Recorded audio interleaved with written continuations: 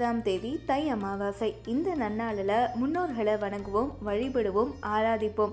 புதன்கிழமையும் இணைந்த நன்னாளில் அவங்களுடைய ஆசி கிடைச்சிட்டா நாமும் நம் சந்ததியினரும் சிறப்புற வாழலாம் அப்படிங்கிறது ஐதீகம். அமாவாசை அப்படிங்கிறது முன்னோர்களுக்கான நாள். நம் முன்னோர்களை வணங்கி ஆராதனைகள் செய்து அவங்களுடைய பரிபூரணமான ஆசியை பெறக்கூடிய அற்புத நாள்.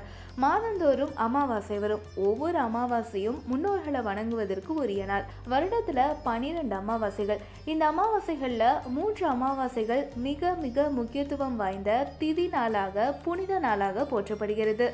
ஆடி அமாவாசை, புரட்டாசி அமாவாசை, தை அமாவாசை அப்படின்னு 3 அமாவாசையில மறக்காம பித்ரு தர்ப்பணம் செய்யணும் அப்படின்னு சாஸ்திரங்கள் வலியுறுத்துது. அமாவாசை முதலான தர்ப்பண நாட்கள்ல அவசியம் தர்ப்பணம் முதலான காரியங்கள்ல ஈடுபடணும். தர்ப்பைய கைவிரல் இடுக்குல வச்சுக்கிட்டு முன்னோர்களுடைய பெயர்களையும் கோத்திரங்களையும் 3 முறை சொல்லி வழிபடணும்.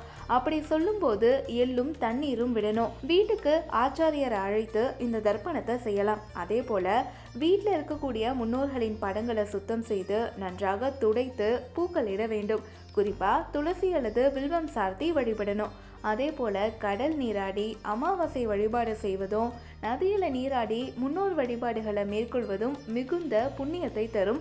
நம் பாவங்களை எல்லாம் போக்கும். அமாவாசை நாள்ல முன்னோர்களுக்கு பிடித்தமான உணவை இலையில வச்சு படையலாக்கலாம்.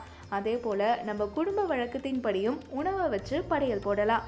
இப்படி முன்னோர்களுக்கு படையலிடும் போது குடும்பத்தார் அனைவரும் சேர்ந்திருந்து பூஜிக்கணும். இயலாத பட்சத்துல கணவனும் மனைவியுமாக தம்பதியாக நின்று இந்த படையலை இடலாம். முன்னோர் வழிபாட்டை செய்யலாம். இதனால நம் முன்னோர்கள் அகம் மகிழ்ந்து ஆசி வழங்குவார்கள்.